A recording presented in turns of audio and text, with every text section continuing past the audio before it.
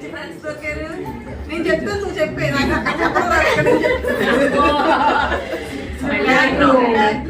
దేవుడు మంచి అమ్మా నాన్నని అన్నయ్యని వదిలి మంచి అత్తగా మావయ్యని అందరిని ఇచ్చారు. అలాగే అందరితో పాటు మిమ్మల్ని కూడా మంచి ఫ్రెండ్స్ ఇచ్చారు. రక్త సంబంధం అయితే ఈ స్నేహ సంబంధం అన్నయ్యలు ఇంతమంది అయ్యారు. నాకు చాలా హ్యాపీగా ఉంటది మన ఫ్రెండ్స్ అందరి కోసం. అందరితో గొప్పగా చెప్పుకుంటాం ఎక్కడికి వెళ్ళాను 11 ఫ్యామిలీస్ అని.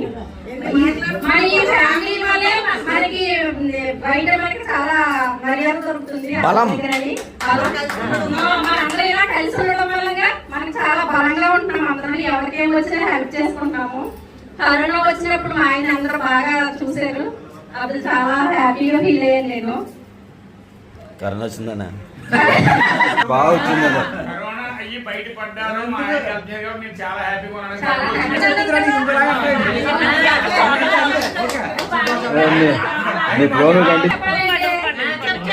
మాట్లాడట్లేదు.